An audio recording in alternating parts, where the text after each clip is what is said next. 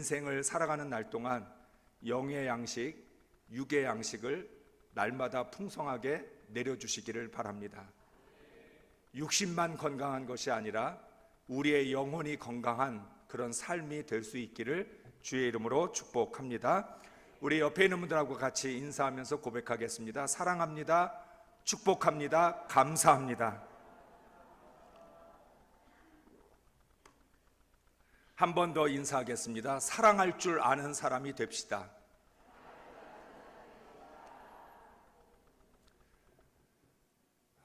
여러분, 우리가 정말 사랑이 뭔지를 알고 있나요? 사랑을 알아야 하나요? 하면 되는 거지.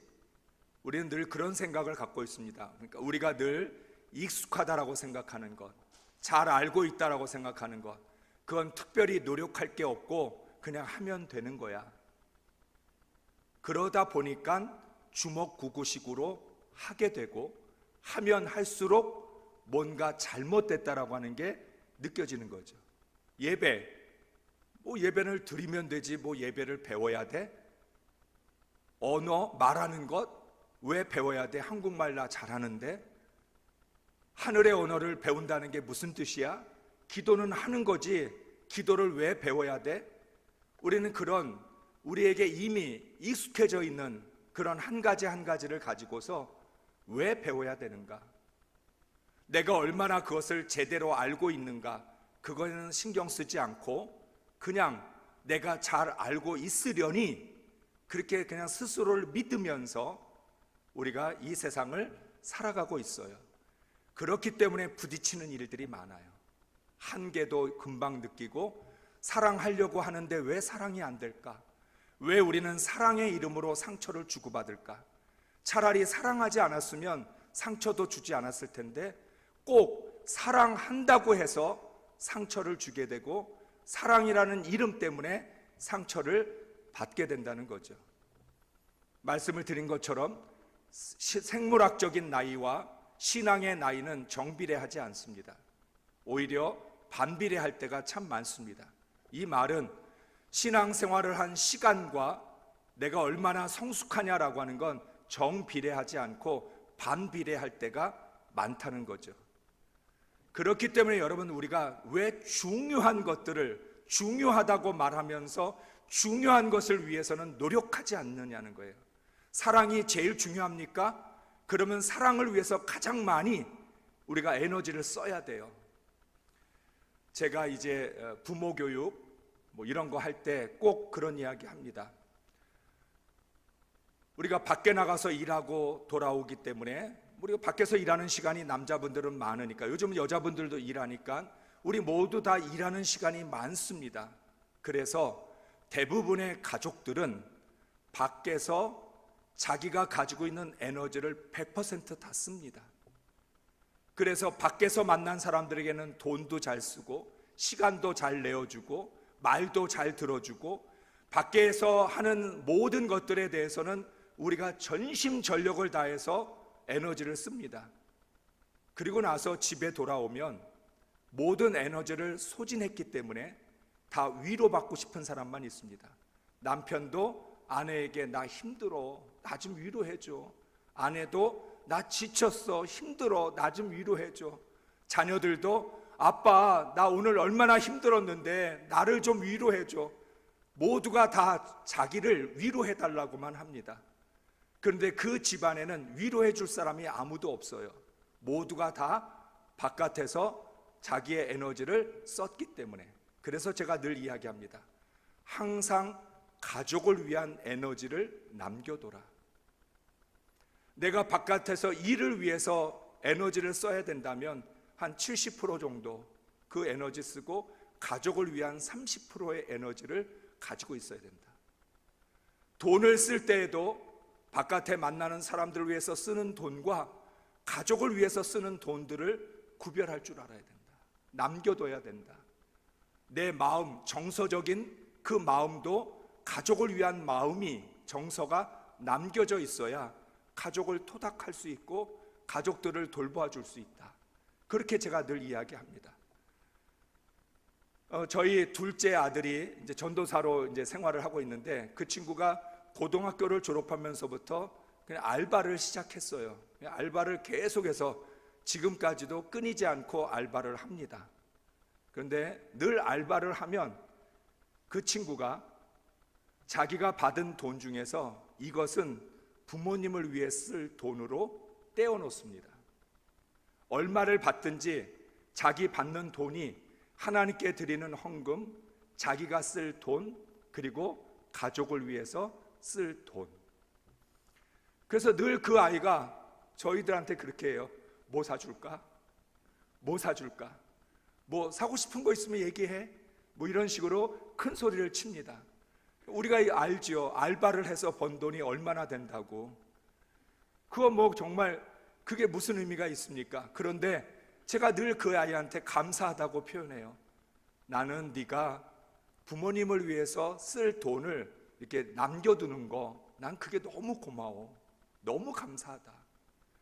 여러분, 오늘 우리가 정말 중요하면 그 중요한 것을 위해서 에너지를 남겨두고, 중요한 것을 위해 시간도 떼어내야 되고, 중요한 것이면 그것을 위해서 내 정서적인, 내가 거기에 집중할 수 있는 생각의 여유, 이런 것들을 준비해 놔야 중요한 것이 되지.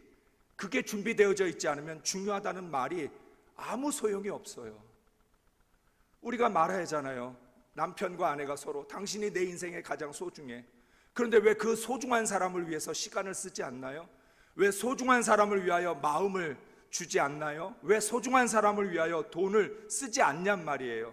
밖에 나가서는 좋은 매너 있는 사람인데 그 매너는 왜 가족을 위해서 그 매너는 쓰지 않냔 말이에요. 남을 위한 매너라는 거, 그게 무슨 의미가 있냐는 거예요. 남을 위한 매너가 있으면 가족, 사랑하는 사람을 위한 매너가 있어야죠. 우리는 다 한국 사람들의 공통점 중에 하나가, 요즘은 많이 바뀌었지만 다 밖에서는 신사숙녀, 밖에서는 다 멋있고 훌륭한 사람이에요. 근데 집에만 들어오면 아주 개판이에요. 그 신사 어디로 갔어요? 그 숙녀가 어디로 갔어요? 그렇게 젠틀한 사람, 매너 있는 사람, 그렇게 다정한 사람, 세심한 사람, 자상한 사람 어디 갔어요? 우리가 예배가 중요하다. 그러면 그 중요한 것을 위해서 내 에너지를 예배를 위해서 쓰셔야 중요한 거죠. 기도가 중요합니까? 기도를 위해서 여러분의 에너지를 쓰셔야죠. 순종이 중요합니까? 순종할 수 있는 에너지가 있어야죠. 우리는 늘 그런 이야기 합니다. 결정적인 순간이 오면 나 힘이 없어. 결정적인 순간이 오면 나 지금 그거 생각할 그럴 겨를이 아니야. 나 지금 그럴 마음이 안 됐어. 나 지금 나중에 중요한 것을 해야 되는 결정적인 순간이 올 때마다 우리는 그것을 늘 피해버립니다. 그리고 다음으로 미루어 버립니다. 그러니까 우리는 늘 중요한 것을 하지 못하고 살아가는 인생이 됩니다. 그래서 우리의 인생은 중요한 것을 위해서 사는 인생이라기보다는 중요하지 않는 것들을 위해서 너무 많은 것을 소모함으로 말미암아 정작 꼭 해야 할 일들을 하지 못하는 순간들이 너무 많다는 거예요. 우리가 이번에 함께 나누었던 말씀의 주제들, 우리가 다 중요하다고 생각했던 것들이에요. 그런데 지금 사실은 그 중요한 것들을 위해서 별로 에너지를 쓰지 않아요. 다 바쁜 일 때문에, 급한 일 때문에 우리가 시간을 다 소모하고 정작 중요한 일을 해야 되는 순간이 오면 시간이 없어. 에너지가 없어. 여기에 내 정신을 쏟을 여유가 없어. 마음을 거기에 둘 수 있는 그런 준비가 안 돼 있어. 이렇게 되다 보니까 우리 인생에서 중요한 것들이 자꾸만 없어지거나 가장 중요한 알맹이만 빼놓게 되는 그런 결과들이 오게 된다는 거예요. 그래서 결국은 내가 얼마나 건강한 자아를 갖고 있느냐, 내가 얼마나 건강한 자아를 갖고 있느냐가 정말 중요해요.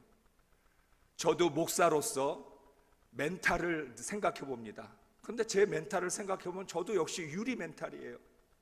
목회를 하면 할수록 이제는 웬만한 일들에는 눈 하나 깜짝하지 않아도 돼야 되는데, 여전히 누가 무슨 소리를 한번 하면 그것 때문에 마음이 너무 힘들어요. 어떤 일들을 하나 겪으면 마음이 조마조마하고 두근두근거려요. 제가 늘 하나님 앞에 기도해요. 하나님, 나는 왜 이렇게 유리 멘탈이에요? 하나님, 정말 목사로 쓰실 거면 좀 멘탈이 강한 사람들을 목사로 좀 써주세요. 나 같은 사람은 아니에요. 겁 많고 소심하고 내성적이고 연약한 사람, 목회하려니까 힘들어 죽겠어요. 그런데 여러분, 이게 시간이 흘러간다고 멘탈이 강해지지가 않더라고요. 우리의 속사람이라는 거, 우리의 건강한 자아, 우리가 겉사람보다 속사람이 중요하다고 말하는데, 우리의 모든 에너지는 겉사람을 위해서 100% 쓰기 때문에 속사람을 위해서 쓸 에너지가 없어요. 속사람에게 투자를 안 했어요. 그러니까 이 속사람이 방치되어 있다 보니까 이 속사람이 엉망진창이 되고 속이 썩어 문드러지는데도 속사람 우리 그냥 내버려 두고 겉사람만 매달려 가지고 살아가고 있는 거예요.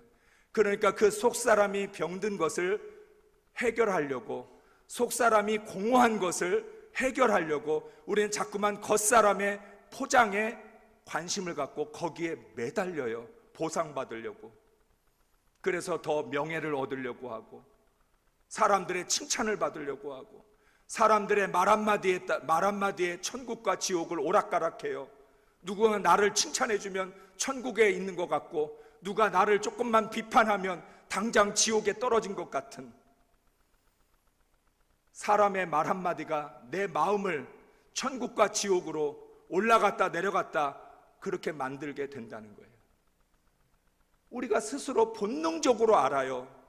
하나님이 우리에게 영을 가진 존재로 창조해 주셨기 때문에, 영혼이 내 안에 있기 때문에 내 영혼이 병들어 있고 메말라 있으면 스스로 알아요. 그런데 사람은 선택을 두 가지로 해야 돼요. 이 병든 자아를 고칠 거냐, 아니면 이 병든 자아를 내버려 두고 겉사람에게 더 매달릴 거냐. 그래서 예수님이 드신 비유가 뭐냐면 무덤에 회를 치래요. 무덤이라고 하는 건 이스라엘 백성들에게 별로 좋은 그런 것이 아니에요. 그러니까 이 무덤이라는 걸 덮어버리기 위해서 회칠을 해요. 그냥 보기 좋게 회칠한 무덤 같지 않도록 회를 칠한다는 거예요. 예수님이 바리새인을 책망하셨던 건 너희의 마음이 공허하고 너희의 영혼이 병들어 있는데 너희는 그저 계명만 지키면 다냐? 그리고 밖에 나가서 시장에서 사람들에게 존경을 받으려고 옷에다가 술을 더 많이 달면, 그리고 높은 자리에 앉으면, 그러면 네 병든 자아는 고쳐지는 거냐? 예수님이 묻는 거죠. 정말 중요한 게 뭐냐? 우리는 그렇게 속사람이 중요하다고 그러는데 내 속사람을 위해서는 투자하지 않잖아요. 겉사람을 위해서는 성형수술까지라도 하고 명품 옷을 입고 정말 운동도 열심히 하고 그렇게 우리가 노력을 하는데, 요즘은 너무 운동 열풍이 불어서 우리가 운동을 위해서 쓰는 시간이 참 많아졌어요. 그런데 점점 그런 것 때문에 영혼을 돌보는 시간은 줄어들고 있단 말이죠. 내 영혼을 돌보는 시간, 내 속사람을 다듬어가는 시간, 내 속사람을 치유하는 시간은 점점 줄어들고 있어요. 여러분들이 하루의 스케줄을 짤 때 반드시 영혼을 위한 시간을 구별해 두시기 바랍니다.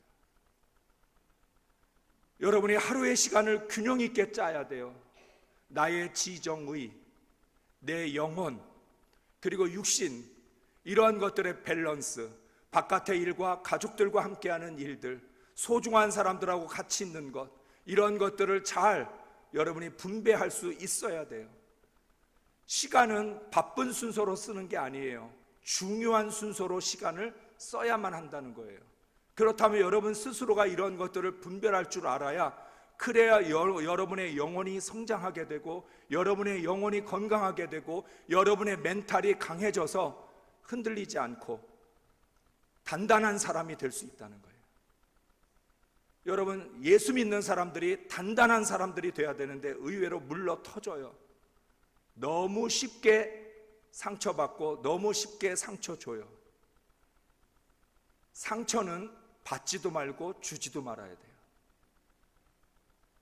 아멘을 안 하세요? 그냥 너무 많이 상처. 우리 옆에 있는 분들하고 한번 해봅시다. 상처는 주지도 말고 받지도 말자. 왜? 상처가 뭐가 좋은 거라고 그렇게 주고 뭐가 좋은 거라고 그걸 덥석덥석 받아요.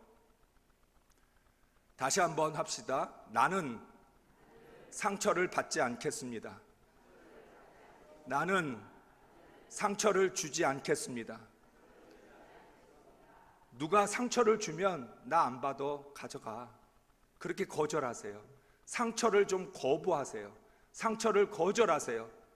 상처를 받을 만한 일들이 생기면 여러분 스스로 마음에게 외치세요. 난 상처 안 받기로 했어. 상처 도로 가져가. 그리고 상처를 받지 않기로 했기 때문에 상처를 주지도 않겠다고 약속해야 돼요. 받지만 않겠다고 하는 건 이기적이잖아요. 받지 않겠다라고 약속하면 주지도 않겠다라고 해야지요. 이 세상에 좋은 게 얼마나 많은데 왜 하필이면 그 중에 상처를 주고받아요? 상처 주고받을 바에 선물을 주고받으세요. 훨씬 나을 거예요. 내가 상처를 줄 일이 생기잖아요. 그 사람에게 선물을 줘보세요. 내가 상처를 받았다고 생각이 들잖아요. 그러면 그 사람에게 선물을 줘보세요. 놀라운 반전이 일어날 줄로 믿습니다. 예수님께서 우리에게 뭐라고 얘기했어요? 이 시대가 악하니까 너희들은 비둘기같이 순결하고 뱀같이 지혜로워하라. 상처를 주는 사람에게 선물을 주는 것처럼 지혜로운 방법이 뭐가 있을까요? 순결하면서도 지혜로운,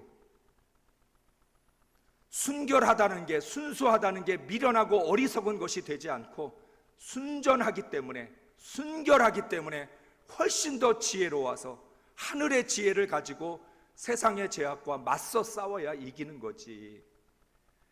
상처를 줬으니까 나도 받은 게 있으니까 똑같이 돌려주겠다, 배로 갚아주겠다, 그래봐야 우리끼리 서로 죽고 죽이는 거예요. 가장 미련한 선택인 거죠. 오늘 우리가 성경에서 수많은 사람들이 소개가 되고 있어요. 성경에 정말 등장하는 인물들이 참 많아요. 성경은 왜 이렇게 많은 사람들을 소개하고 있을까요? 우리의 신앙생활의 모델로서 정말 다양한 사람들을 소개해요. 그래서 고린도전서 10장 11절의 말씀을 보면 그들에게 일어난 이런 일은 본보기가 되고 또한 말세를 만난 우리를 깨우치기 위하여 기록되었느니라. 성경에 수많은 인물들이 기록되고 이스라엘의 역사가 기록되고 초대교회의 역사가 기록된 것은 오늘 이 시대를 살아가는 우리들에게 본보기가 되고 특별히 말세를 만난 우리들을 깨우쳐 주시기 위하여 이 많은 사람들이 소개되고 있다는 거예요. 한마디로 말하면 반면 교사를 삼으라고. 성경에 있는 수많은 사람들이 나에게 말을 하고 있어요. 너는 아브라함의 길을 갈 거냐? 너는 에서의 길을 갈 거냐? 야곱의 길을 갈 거냐? 너는 요셉의 길을 갈 거냐? 요셉을 판 형제들의 길을 갈 거냐? 너는 모세처럼 하나님께 순종하는 사람이 될 거냐? 아니면 반역하는 사람이 될 거냐? 예수님은 복음서를 통해서 너는 바리새인의 길을 가고 싶으냐? 아니면 예수님을 만났던 그 귀한 이름 없는 무명의 사람들처럼 예수님을 구주로 영접하고 그 예수님의 길을 따라갈 것인지 우리에게 묻고 있다는 거예요. 성경에 있는 한 사람 한 사람의 그 사람이 바로 나예요. 내가 바로 아브라함일 수도 있고 내가 바로 에서일 수도 있고 야곱일 수도 있어요. 우리에게는 언제나 길이 하나만 있는 게 아니에요. 선택해야 돼요. 그렇기 때문에 무엇을 선택하고 결단해야 되느냐가 너무나 중요해요. 매 순간이 선택의 연속이에요. 말씀드렸죠? 어쩔 수 없는 건 없어요. 어쩔 수 없는 상황에서도 나는 선택할 수 있어요. 상처를 받을 수밖에 없는 상황에서도 나는 상처를 받지 않을 수 있어요. 그건 내 선택이었던 거예요. 일방적으로 내가 상처 당했다, 내가 일방적으로 저 사람에게 당했다, 그런 건 있지 않아요. 일방적으로 당할 수 없는 상황에서도 나는 안 당할 수 있어요. 고난이 온다고 다 고난을 당해야 되는 건 아니에요. 모두가 다 시험에 들었다고 시험에 빠져야 되는 건 아니에요. 시험이 왔는데 피하는 사람도 있고, 시험에 들었는데 빨리 빠져나오는 사람도 있어요. 그것은 내 신앙에 달려 있어요. 내가 얼마나 건강한 자아를 가지고 있느냐가 나로 하여금 올바른 선택을 할 수 있게 만들어줘요. 정말 어쩔 수 없는 그런 상황으로 내가 몰려가고 사방으로 우겨쌈을 당해도 그 가운데서도 나는 하나님을 바라보면 선택의 길이 열리게 되고, 내가 전혀 생각지도 못하고 예상하지 못했던 새로운 그런 모습으로 나아갈 수 있게 된다는 거예요. 그런데 내 자아가 먼저 무너져 버리면 선택할 수가 없어요. 멘탈이 무너지면 제정신이 아니어서 선택할 수가 없어요. 그때부터는 그냥 문제에 끌려가고 파도에 휩쓸려서 떠내려갈 뿐이지 아무것도 대처할 수 없는 무기력한 상황에 빠지게 되는 거예요. 사랑하는 성도 여러분, 여러분의 자신을 무기력한 상황에 내버려 두지 마세요. 여러분의 삶을 떠내려가는 물결에 맡겨두지 마세요. 여러분의 신앙을 부는 바람에 맡겨서 그 바람에 나는 겨와 같은 그런 모습으로 내버려 두지 말라는 거예요. 그러기 위해서 하나님은 우리를 위하여, 이 마지막 때를 살아가는 우리들을 깨우치기 위해서 이 하나하나가 모델이 되고 본이 돼서 너희들은 어떤 선택을 할 거냐 미리 준비하고 건강한 자아를 가지고 있어서 그런 상황을 만날 때마다 성경에 있는 사람들 한 사람 한 사람을 떠올리면서 다니엘처럼 하루에 3번 기도하는데 기도를 못하는 상황이 벌어졌을 때 우리는 다니엘을 떠올려 보는 거죠. 사드락, 메삭, 아벳느고처럼 풀무불에 던져질 때 어쩔 수 없이 풀무불에 던져질 때 그 상황에서 나는 생명을 구하기보다 그리 아니하실지라도 나는 하나님만을 의지하고 하나님만을 믿기로 선택하는 거죠. 결정하는 거예요. 우리 인생의 상황이 워낙 다이나믹하고 내가 생각하지 못할 만큼 버라이어티하기 때문에 하나님 그 모든 상황에 맞춰서 이 귀한 말씀들을 주신 거예요. 그러니까 성경을 읽을 때는 나와 말씀 1대1에 하나님, 내가 이런 상황이 되면 나는 어떻게 할까요? 하나님, 만약에 내가 이런 상황의 선택의 순간에 있다면 나는 어떤 선택을 하는 사람이 될까요? 하나님, 준비되게 해주세요. 상황에 떠밀려 살지 않게 하여 주옵소서. 인생의 어떤 유행을 쫓아가는 인생 되지 않고 분별할 수 있는 인생 되게 해달라고 미리 준비하고 기도해야 되는 거죠. 오늘 본문 말씀은 제가 제일 좋아하는 사람이고 제일 부러워하는 사람이에요. 우리가 잘 알고 있는 수로보니게 여인이라고 하는 여인, 마태복음에는 가나안 여자라고 소개되고 마가복음에는 수로보니게 여인이라고 소개돼요. 페니키아 사람이에요. 이 여인의 멘탈, 이 여인의 거듭난 자존감, 이 여인의 건강한 자아, 우리 신앙인들이 반드시 본받아야 할 사람이에요. 예수님이 두로와 시돈 지방으로 들어갔어요. 이방 지역으로 간 거예요. 페니키아 지역으로 들어갔습니다. 가나안 여자 하나가 그 지경에서 나와서 소리질러 이르되 주 다윗의 자손이여 나를 불쌍히 여기소서. 내 딸이 흉악하게 귀신 들렸나이다. 이 여인은 아주 담백하게 자신의 상황을 예수님께 말씀드렸어요. 주 다윗의 자손이여 나를 불쌍히 여기소서. 내 딸이 흉악하게 귀신 들렸나이다. 여러분, 이 여인의 말에 어떤 흠잡을 때가 있습니까? 말을 잘못했나요? 표현을 잘못한 게 있나요? 하나도 없었어요. 그런데 예수님은 한 말씀도 대답하지 않으셨어요.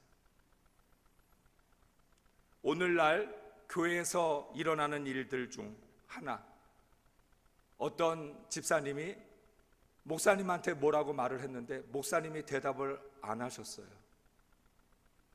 목사님 날 무시했다. 목사님이 나한테 상처 줬다. 내가 말을 했는데 쳐다보지도 않더라.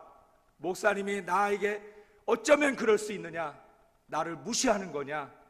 나는 이 교회에서 존재감이 없는 거냐? 우리 얼마나 정말 펄펄 뛸지 안 봐도 뻔하죠.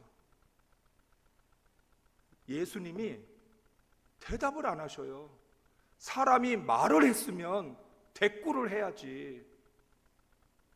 불쌍히 여겨달라고 했으면 거절이라도 하든지 한마디도 대답을 안 하는 거예요. 사람이 눈앞에 있는데 이렇게 무시할 수 있어요? 이거 정말 나를 불쌍히 여겨달라고 한 거지 내가 무슨 어려운 요구를 한 것도 아니잖아요. 내 딸이 흉악하게 귀신 들렸다라고만 얘기했을 뿐이지 고쳐달라고 얘기한 것도 아니잖아요. 무리한 얘기한 거 있어요? 뭐 말을 잘못했나요? 예수님이 대답을 안 하셔요. 사람이 말을 했는데 쳐다라도 봐야지. 반응이 없어요. 우리가 살아가면서 가장 속 뒤집어지는 순간이죠. 내가 완전히 무시당했다. 어쩌면 내 인격을 이렇게 짓밟을 수 있느냐? 정말 화가 나는 순간이에요. 옆에서 보던 제자들이 오히려 안 됐다라고 하는 마음을 가지고 예수님께 거들어요.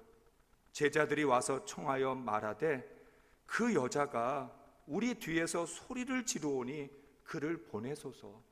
예수님, 그 여자가 말을 했는데 대답도 안 하시고 쳐다도 안 보시면 어떻게 해요? 저렇게 뒤에서 소리를 지르고 있는데 예수님이 직접 그 여인에게 보내시든지 고쳐주든지 예수님이 하셔야 되지 않겠습니까? 중재를 할 만큼 이 여인은 철저히 무시당한 거예요. 예수님은 더 기분 나쁘게 마지못해서 대답하여 이르시되 나는 이스라엘 집에 잃어버린 양 외에는 다른 데로 보내심을 받지 아니하였노라. 나는 이스라엘의 잃어버린 양을 위해서 왔지 이방 사람들을 위해서 온 것이 아니다 라고 말합니다. 이 여인은 예수님의 거절을 받고서도 예수께 절하여 이르되 주여 저를 도우소서라고 말합니다. 자기를 무시하고 자기를 거절한 사람 앞에서 절을 합니다. 내 말에 관심도 두지 않고 내 말에 대답도 해주지 않는 그 사람 앞에서 절을 해요. 우리는 멱살 잡고 싸워야죠. 그죠? 야 인간아, 네가 나를 무시해? 나를 이렇게 사람 취급 안 해? 막 우리는 벌써 덤벼들었을 거예요. 그런데 이 여인은 아무 말도 하지 않고 주여 저를 도우소서라고 말하면서 예수님 앞에 절하였어요. 엎드렸어요. 그러면서 이 여인은 예수님의 긍휼을 기다렸던 거예요. 그런데 예수님한테 돌아온 건 긍휼이 아니라 모욕이었어요. 주여 저를 도우소서, 나를 불쌍히 여기소서, 긍휼을 구한 것인데, 그런데 예수님에게 돌아온 건 긍휼이 아니라 자비가 아니라 예수님의 모욕이었어요. 자녀의 떡을 취하여 개들에게 던짐이 마땅하지 아니하니라. 성경에 기록되어 있으니까 조금은 멋있는 말처럼 들려지긴 하는데 아주 단순하게 얘기하면 넌 개야. 난 개하고는 상대 안 해. 한마디도 대답하지도 않았던 것도 모자라고 거절한 것도 모자라서 이 여인을 개 취급을 해요. 사람도 아니야. 왜냐하면 이 당시에는 이방 사람들을 개라고 얘기했거든요. 그러니까 이게 특별히 예수님만 하신 말씀은 아니에요. 그 당시 이스라엘 백성들이 사용했던 단어들 중에는 이방 사람들을 개와 같이 그렇게 생각을 했었어요.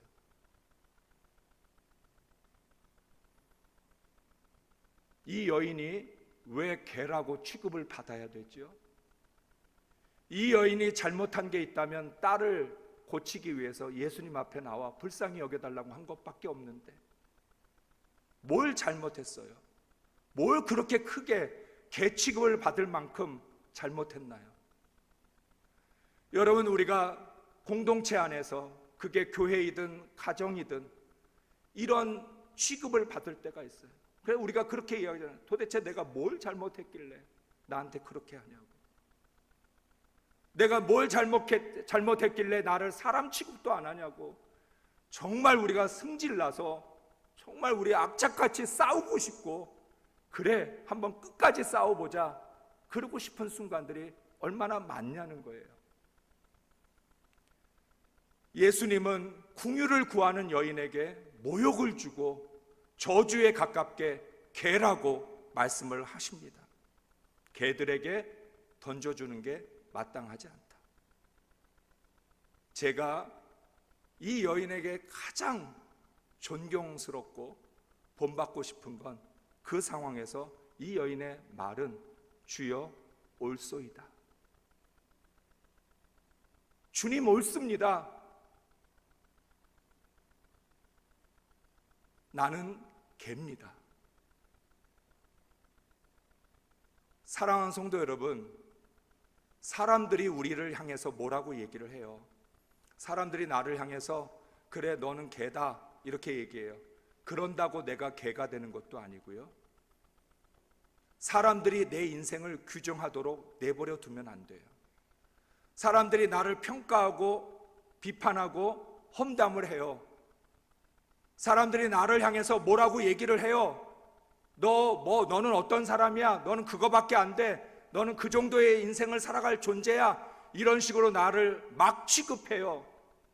그런데 중요한 것은 그 사람이 뭐라고 이야기를 해도 내가 그 사람이 말한 대로 되지 않아야 된다는 거예요. 내 자아를, 내 속사람을, 나의 자존감을 상대방이 결정하도록 내버려 두지 말라는 거예요.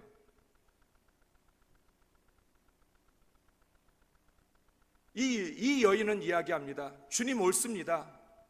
그 말은 무슨 뜻이에요? 주님이 개라고 말씀하신다고 해서 제가 개가 되는 건 아닙니다. 주님이 뭐라고 말씀하시든 저는 오늘 이 자리에 온 목적을 놓치지 않겠습니다. 이 여인은 주님께 칭찬을 들으러 온 것이 아니고, 이 여인은 주님께 무슨 좋은 말을 듣고 싶어서 온 것도 아니에요. 이 여인은 그 모욕적인 상황 속에서, 수치스러운 상황 속에서도 내가 이 자리에 왜 왔는가? 딸을 고치러 왔어요. 딸을 고치러 왔어요. 나는 예수님과 싸우러 온 것도 아니고, 예수님과 논쟁하려고 온 것도 아니고, 예수님 앞에서 내가 괴냐 아니냐 이거 갖고 얘기하려고 온 거 아니에요. 내가 온 목적은 딸을 고치기 위해서 왔어요. 이 여인은 그 수치스럽고 모욕스러운 상황에서 정말 뭐라고 이성적으로 판단하기 어려울 만큼의 그런 상황에서도 끝까지 내가 여기에 왜 왔는지 자기의 목적을 놓치지 않고 예수님을 향해서 말합니다. 주님 옳습니다. 개들도 제 주인의 상에서 떨어지는 부스러기를 먹습니다. 이 한마디에 예수님의 마음이 녹아졌어요. 예수님의 마음이 녹아졌어요. 예수님을 감동시켰어요. 복음서에서 예수님을 감동시키는 사람들이 많지 않아요. 제자들조차도 예수님을 감동시키지 못했어요. 그런데 이 수르보니게 여인이 예수님을 감동시켰어요. 주님 옳습니다. 저는 주님의 말씀에 반박하려고 하지 않습니다. 주님이 뭐라고 말씀하시든 저는 저 자신의 본분을 지키겠습니다. 자존감이라는 건 그거예요. 자기의 자아를 지키는 거예요. 상대방이 뭐라고 하든, 상대방이 나에게 어떻게 나오든, 상대방이 무례하든 승질을 부리든 혈기를 내든 나에게 욕을 하든 나와 싸우자고 덤비든 나는 내 자리를 지키는 것. 나는 누구예요? 나는 어떤 사람이에요? 내 자리를 끝까지 지켜낼 수 있는 그 사람이 건강한 자아를 가지고 있고 거듭난 자존감을 가지고 있는 사람이에요. 예수님은, 이 여인은 그 상황에서도 주님 옳습니다라고 말할 수 있었고, 그리고 개들도 주인의 상에 떨어지는 부스러기를 먹을 수 있다. 여러분, 이 두 가지 말은 연결이 되는데, 주님 옳습니다라고 인정을 하니까 이런 말의 지혜가 생겨요. 우리 모두가 다 경험하는 일이지만 흥분하면 할 말도 잊어버려요. 그래서 여러분, 우리가 뭐가 제일 속상한 줄 아세요? 누군가 말다툼하고 싸우고 돌아서면 내가 그때 이 말을 했었어야 되는데, 내가 이 말을 못한 게 억울해요. 내가 이 말로 받아쳤어야 되는데, 아유 그때 내가 흥분해가지고 바보같이 하고 싶은 말도 못했어. 여러분, 우리가 돌아서서 집에 와서 가만히 생각하면 흥분을 가라앉히고 뭐가 제일 억울한 줄 아세요? 하고 싶은 말 못한 거. 다시 찾아가서 꼭 그 얘기 좀 했으면 좋겠어. 흥분하니까, 자기의 자아가 흔들리니까 무슨 말을 해야 될지도 모르겠고 머릿속에서 말이 막 섞여버려서 정말 하고 싶은 말 못하는 거예요. 이 여인은 주여 옳습니다 하는 그 말로 자기 마음을 다스리고 나니까 무슨 말을 해야 될지 가장 지혜로운 말을 할 수 있게 됐는데, 그 말이 뭐예요? 개들도 주인의 상에서 떨어지는 부스러기를 먹습니다. 저는 개인적으로, 정말 개인적으로 성경에서 정말 가장 말을 잘한 사람의 이 하나의 모델이라고 생각해요. 주여 옳습니다라고 하고 나니까, 인정하고 나니까 지혜가 떠오른 거예요. 개들도 주인의 상에서 떨어지는 부스러기를 먹습니다. 아비가일처럼 그 말 한마디가 다윗의 마음을 녹였던 것처럼 수로보니게 여인의 말 한마디가 예수님의 마음을 녹였어요. 예수님을 감동시켰어요. 그래서 예수님이 말씀합니다. 여자여, 내 믿음이 크도다. 내 소원대로 되리라. 자신에게 한마디 대답도 하지 않았던, 자신의 말에 대꾸도 하지 않았고 쳐다보지도 않았던 그 주님에게 내 믿음이 크도다, 내 소원대로 되리라라고 하는 응답을 받아낸 것은 전적으로 이 여인이 가지고 있는 건강한 자아 때문에, 거듭난 자존감 때문에 이런 응답을 받아낼 수 있었어요. 건강한 자아를 가지고 있으면 이런 삶의 결과들이 만들어져요. 상대방이 나를 모욕하고 나를 저주하는 자리에서 상대방으로부터 내 믿음을 인정받게 되고, 오히려 상대방의 입술을 통해서 당신이 옳다라고 하게 만들 수 있다는 거예요. 믿음이라는 건 도대체 뭘까요? 마음이 흔들리는 상황에서, 정말 너무 속상하고 억울한 그 상황에서 그 마음을 붙들어주는 게 믿음이고, 개라고 저주를 받고 모욕을 당하는 순간에서도 주여 옳습니다라고 말할 수 있게 해주는 것이 믿음이라는 거예요. 믿음이 있다는 게 도대체 뭐예요?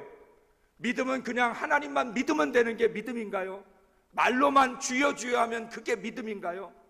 결정적인 순간에 내 마음을 지켜주고, 내 마음을 붙들어주고, 내 마음이 근본적으로 흔들리고 내 멘탈이 깨지고 내가 어떻게 해야 될지 멘붕이 오는 그 상황에서 믿음은 그 흔들리는 내 정신을 붙잡아주고 추스릴 수 없는 그 마음을 붙잡아주고 지켜주면서 내가 무엇을 선택해야 되는지, 무엇을 말해야 되는지를 가르쳐주는 게 믿음이라는 거죠. 그러니까 믿음이 좋은 사람이라는 것, 믿음이 있는 사람이라는 건 어떤 사람이에요? 수로보니게 여인과 같은 이런 상황에서 자기의 중심을 지키고 내가 여기에 왜 왔는지 목적을 정확하게 붙잡는 사람. 그래서 예수님은 뭘 칭찬한 거예요? 내 믿음이 크도다. 그 말은 그게 믿음이야. 맞아. 지금 네가 나한테 무시당하고 나한테 저주받고 모욕을 받았는데 끝까지 너 마음을 지키고 너의 영혼을 지킨 거, 그게 네 믿음이야. 그게 믿음이야. 네 믿음은 정말 커. 이런 상황에서도 지켜낼 수 있다는 그 믿음이 얼마나 큰지 몰라. 내 소원대로 될 거다라고 예수님이 선포하신 거예요. 내 믿음이 작도다. 믿음이 작은 자요. 그 말은 뭐예요? 풍랑을 만났을 때 제자들이 두려워하고 떨었을 때 예수님이 제자들에게 믿음이 작은 자요. 그 얘기는 뭐예요? 풍랑을 만나니까 마음을 다스릴 수가 없어. 죽을 것 같은 공포가 사로잡히니까, 두려움과 불안이 몰려오기 시작하니까 막아낼 수가 없어. 그러면 믿음이 작은 거예요.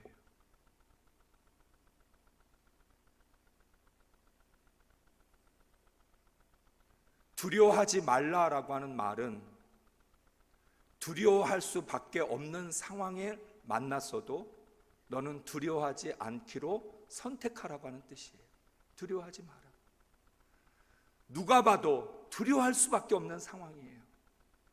누가 봐도 무서워할 수밖에 없는 상황이에요. 그런데 믿음이 나로 하여금 두려워하지 않게 만들어줘요.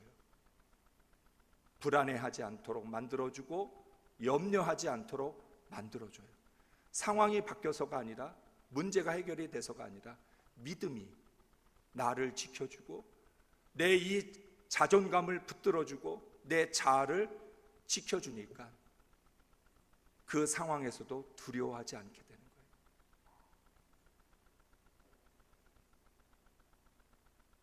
오늘 이 여인을 통해서 정말 큰 믿음이라는 게 도대체 뭐냐? 그 믿음은 어디에서 나오는 거냐? 그 믿음은 건강한 자아에서 나오는 것이고, 자기의 자존감을 지켜낼 줄 아는 그 믿음이야말로 그 어떤 믿음, 병 고치는 믿음보다 그 믿음이 더 큰 믿음이라는 거예요. 베드로가 무리를 걸었어요. 위대한 신앙 고백을 했어요. 어려운 상황마다 늘 앞장서서 자기의 믿음을 과시했어요. 그런데 그는 예수님의 십자가 앞에서 예수님을 부인했고 예수님을 버리고 도망쳤어요. 그는 그 순간을 이겨낼 만한 믿음이 없었던 거예요.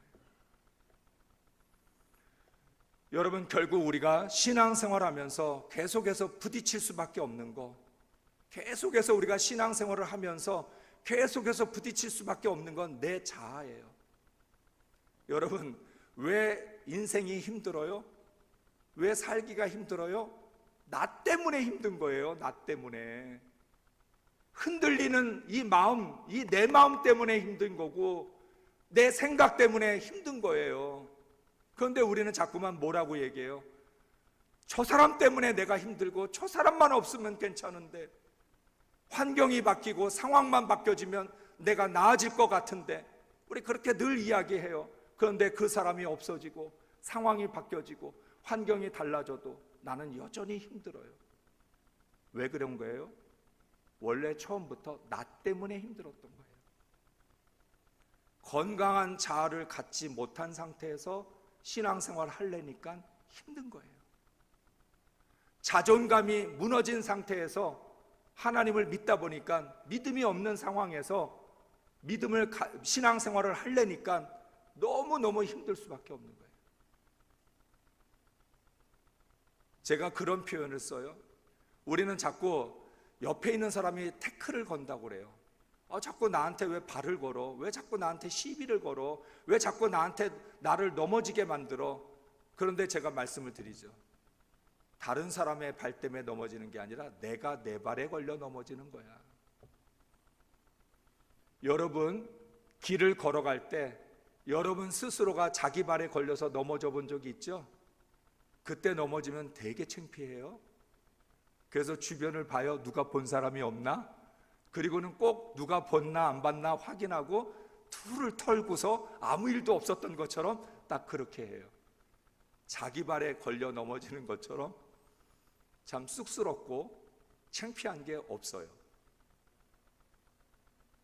우리의 인생이 언제나 자기 발에 걸려 넘어져요.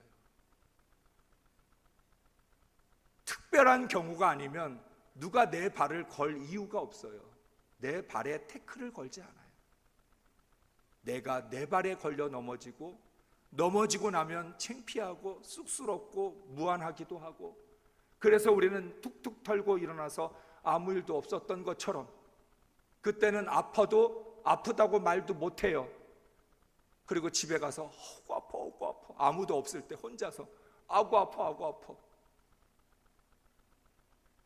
여러분, 정말 우리의 자아를 고치지 않으면 우리가 어떤 자존감을 가지고 있느냐, 우리의 이 자존감이 거듭났느냐 거듭나지 않았느냐가 결국 평생 내게는 무거운 짐이 되고 결국 숙제가 돼요. 젊을 때는 젊은 대로, 나이가 들면 나이가 드는 대로 결국 내게 나를 힘들게 만드는 건 내 자아 때문이에요. 나 때문에 힘든 거예요. 저도 어쨌든 목회를 해오면서 계속해서 깨닫게 되는 게 결국 그거예요. 문제는 나다. 문제는 결국 나다. 오늘 수로보니게 이 여인이야말로 예수님으로부터 어떠한 응답도 받을 수 없는 그 상황에서 응답을 받아내는 반전을 만들어냈는데, 그럴 수 있었던 힘이 무엇일까요? 수로보니게 여인이 갖고 있었던 건강한 자아. 자기를 향해 뭐라고 말을 해도 거기에 흔들리지 않고 오히려 옳습니다, 인정할 수 있고, 그리고 개들도 주인의 상에 떨어지는 부스러기는 먹을 수 있지 않습니까? 오히려 지혜롭게 말을 해서 상대방의 마음을 녹여낼 뿐만 아니라 상대방으로 하여금 내 믿음이 크도다, 내 소원대로 되리라.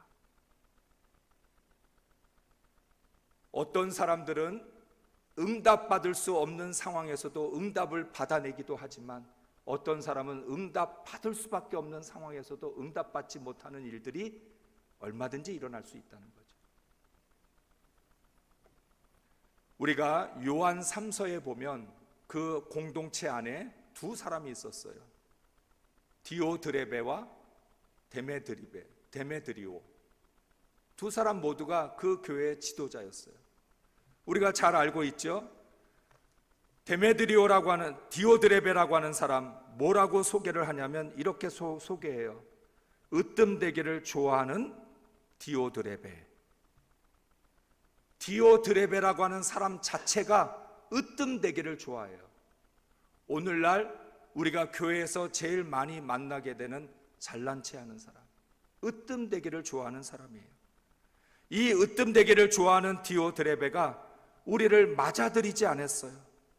그리고 이 디오드레베는 형제들을 받아들이지 않았을 뿐만 아니라 맞아들이려고 하는 다른 사람들까지도 못하도록 회방을 했어요. 으뜸되기를 좋아하는 사람의 특징, 잘난 체하는 사람의 특징이 자기가 안 하면 다른 사람도 못하게 하는 거예요. 꼭 뭐라고 이야기해요? 자기가 안 하니까 다른 사람에게 안 해도 괜찮아. 자기가 새벽기도 안 하면요, 다른 사람이 새벽기도 할 때 아유, 새벽기도 안 해도 돼, 집에서 기도해도 돼. 내가 봉사하지 않잖아요? 그러면 다른 사람들도 아유, 바쁘면 안 와도 돼, 괜찮아, 상관없어. 자기가 안 하는 것에 대해서 다른 사람들도 못하게 해요.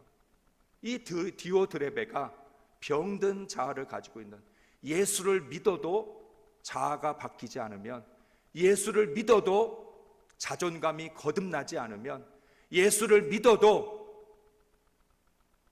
그 속이 썩어 있으면 으뜸되기를 좋아할 뿐만 아니라 자기가 안 하는 일들은 다른 사람도 하지 못하게 막아내고 있다는 거예요. 그래서 뭐라고 얘기해요?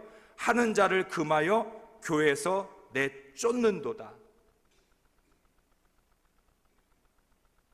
그러면서 뭐라고 이야기해요? 요한 저자는 사랑하는 자여 악한 것을 본받지 말고 선한 것을 본받으라. 선을 행하는 자는 하나님께 속하고 악을 행하는 자는 하나님을 배웁지 못하였느니라. 언제나 우리에게는 두 가지 본받을 수 있는 게 있어요. 선한 것을 본받을 수도 있고 악한 것을 본받을 수도 있어요. 어떤 상황에서도 우리에게는 선택의 길이 두 가지예요. 선한 것을 본받을 수 있고 악한 것을 본받을 수 있어요. 교회는 디오드레베도 있고 데메드리오도 있어요. 데메드리오는 디오드레베와는 반대로 교회에 오는 사람들을 맞아주고 환대하고 자기가 직접 집에 모셔서 섬기는 정말 사랑을 실천하는 사람이었어요. 같은 시간과 같은 공간 속에서 신앙생활하고 있는데 전혀 반대가 되는 두 종류의 사람이 있어요. 성경은 그것을 말하는 거예요. 선한 본이 있고 악한 본이 있다. 시대를 불구하고 언제든지 교회라고 하는 공동체 안은 디오드레베도 있기 마련이고 데메드리오도 있기 마련이다. 그때 바로 너는 어떤 선택을 할 거냐가 중요하다. 디오드레베를 따라갈 거냐, 데메드리오를 따라갈 거냐.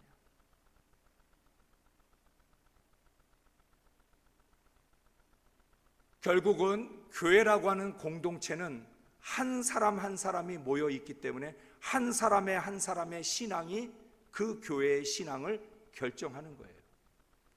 선한 것을 본받는 사람들이 많아지게 되면 그 공동체는 선이 넘쳐나게 되는 거고, 악한 것을 본받는 사람들이 많아지면 많아질수록 그 공동체는 악한 공동체가 돼요. 예배를 드린다고 선한 공동체가 되는 게 아니고, 신앙생활을 한다고 선한 공동체가 되는 게 아니고, 선한 것을 본받아야만 선한 공동체가 될 수 있다라고 하는 거예요. 그러니까 결국 우리 교회는 내가 무엇을 본받느냐에 의해서 우리 교회의 특징을 결정하는 거예요. 나 때문에 우리 교회는 선한 공동체가 될 수도 있고 악한 공동체가 될 수도 있다라고 하는 거예요.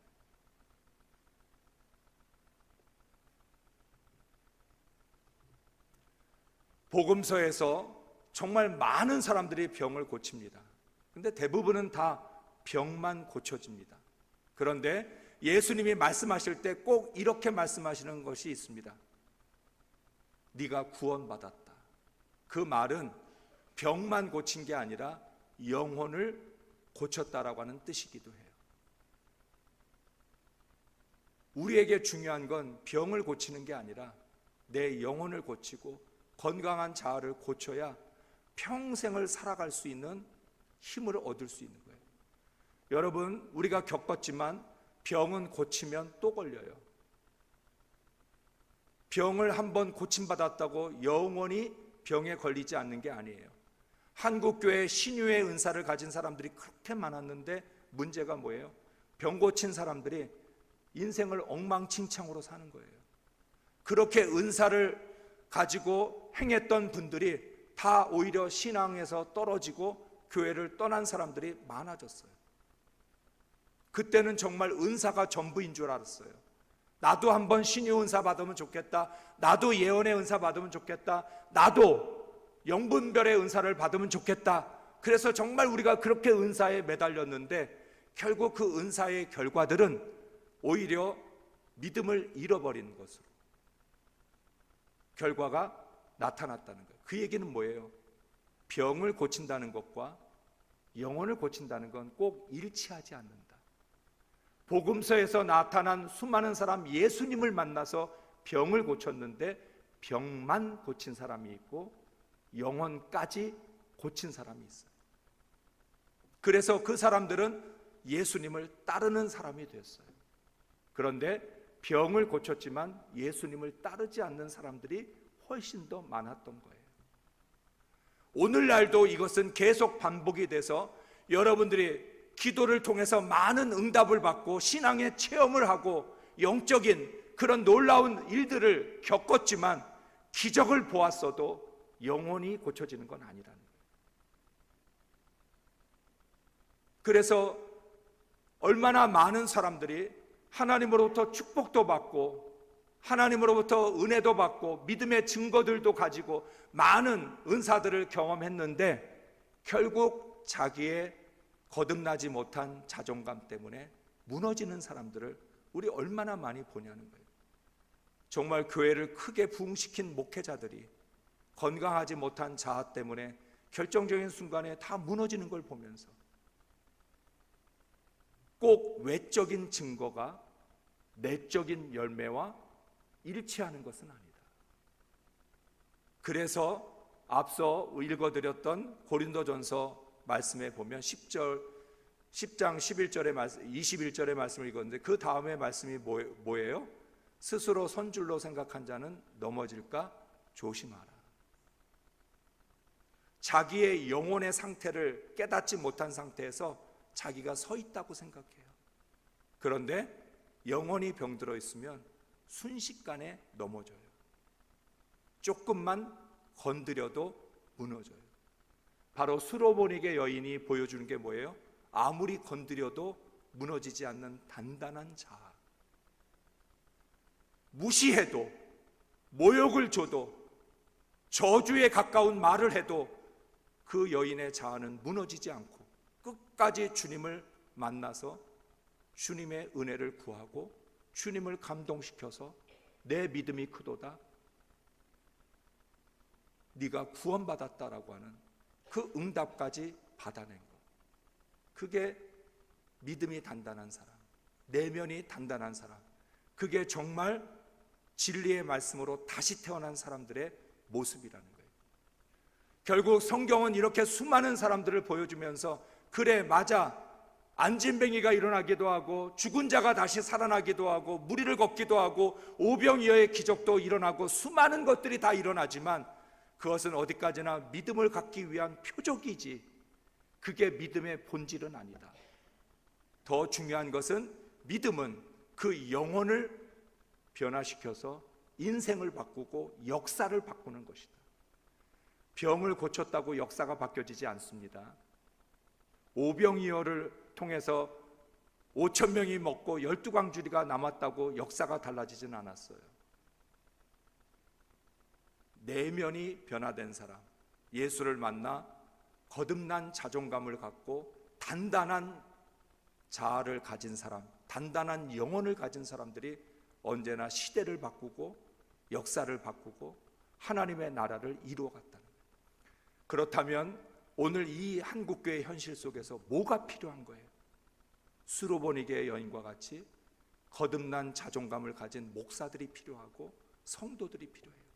단단한 자아를 가진 사람들, 내 믿음이 크도다, 너는 믿음으로 너 마음을 다스리고 네 생각을 주장할 수 있는, 어떤 상황에서도 흔들리지 않고 무너지지 않는 강한 멘탈을 가진 그 사람이 한국교회를 다시 일으킬 것이고 다시 한번 부흥을 가져올 줄로 믿습니다.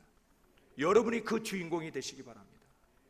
여러분이 이번 말씀들을 통해서 하나하나를 점검하면서 하나님을 예배할 줄 아는지, 기도할 줄 아는지, 영혼을 지킬 줄 아는지, 말씀에 순종할 줄 아는지, 감사할 줄 아는지, 사랑할 줄 아는지, 이러한 것들을 돌아보면서 구체적으로 과연 나는 어떠한 자아를 가지고 어떠한 속사람을 가지고 믿음의 길을 걸어가고 있는가? 나를 통하여 우리 교회가 살아나고 가정이 살아나고 이 나라가 살아나는 그런 역사를 기대하고 소망하면서 살아가는 우리 모두가 될 수 있기를 주의 이름으로 축복합니다. 오늘 우리가 이 말씀 붙들고 함께 기도하기를 원합니다. 여러분 기도하시다가 자유롭게 돌아가시면 되는데 계속해서 우리가 강조합니다. 본질을 붙들고 씨름해보자. 야복 강가에서 야곱이 씨름했던 것처럼 나를 붙들고 씨름해야지, 문제를 붙들고 씨름해봐야 답이 안 나옵니다. 나를 붙들고 씨름하면서 내 환도뼈가 부러지고 내 자존심도 부러지고 내 자아도 깨져서 내가 다시 한번 단단한 자아로 거듭난 자존감을 갖는, 어떠한 상황에서도 흔들리지 않고 믿음으로 다스려낼 수 있는 견뎌낼 수 있는 그런 하나님의 사람 될 수 있게 해달라고 우리